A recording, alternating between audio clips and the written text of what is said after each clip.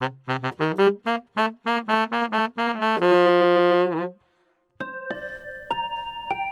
episode 1, we introduced the idea of cultural evolution and how the dynamics of competition and cooperation come into play. Game theory provides a way to put these tensions into context. Games like poker, baseball, and political elections have a single winner and are called zero-sum games. But there are also positive-sum games, games in which your winning doesn't mean I lose. For instance, when we hunt as a group, we can land bigger game than we would if we hunted solo. By working together, we can all win and we can all be better off. Some kinds of scenarios can be played with either a zero-sum or positive-sum framing, depending on conditions and perceptions. Let's say you and I are in the restaurant business vying for customers. When you are successful in a market with limited customers, you have taken a chunk of that market I can never access. Under times of slow growth or scarcity, it behooves you to keep what you're learning to yourself. In fact, it may even be adaptive to sabotage others. But if there are plenty of customers, your success is actually predictive of my success because I can succeed just by copying you. When there's plenty to go around, we can be nicer to more people.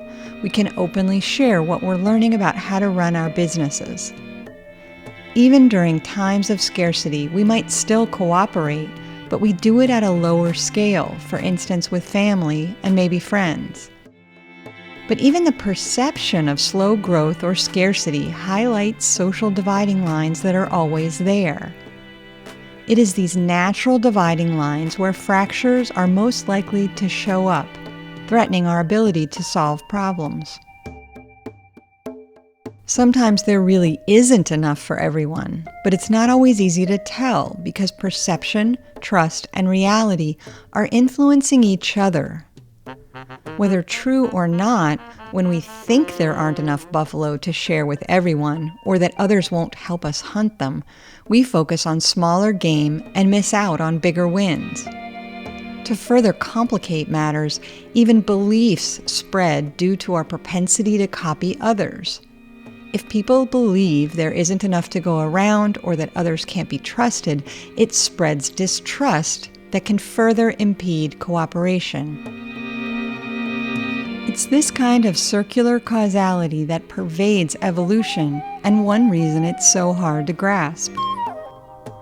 Like most of us, I learned that genes are passed down from one generation to the next, and that there also needs to be some variation for adapting to happen. But it's selection that's tough to describe. Many educated folks sum it up as simply survival of the fittest. Clearly, there are all manner of people surviving today. Many are successful, some obscenely so, but there are also plenty of people who muddle through all the way to a ripe old age. While survival of the fittest strikes me as woefully inadequate, the more time I spend trying to come up with a better explanation, the less I think I understand it at all. This might well be unavoidable. In sharing his work, Michael Muthukrishna clued me into a phenomenon called the illusion of explanatory depth, where we overestimate our understanding of the world. Researchers at Yale who coined the phrase suggest that it's only when we try to articulate some understanding in our heads that we are confronted with the muddiness of what had felt crystal clear before we started trying to explain it. This illusion seems like a cognitive glitch, but it's a useful glitch that helps us in copying others. When we see what people are doing who we think of as successful, we tend to copy them without knowing why, and sometimes without knowing we're doing it. It's this copy machinery that allows traditions to emerge organically across many generations.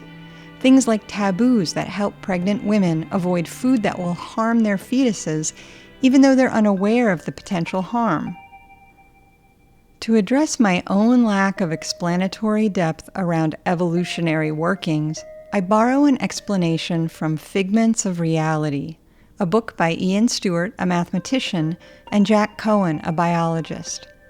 They invite readers to consider today's world as a snapshot of a game that has been going on for 5 billion years. It's a curious game with trillions of players and no fixed rules.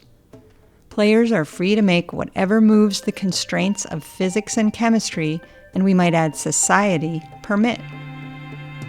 Playing the game entails trying as many moves as possible.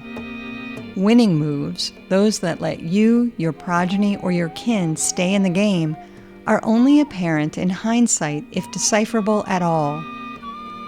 Fit enough works much of the time, and even during times of scarcity, you need only be fitter than those around you. In the next episode, we'll dig deeper into the ways cooperation and competition play out across multiple scales.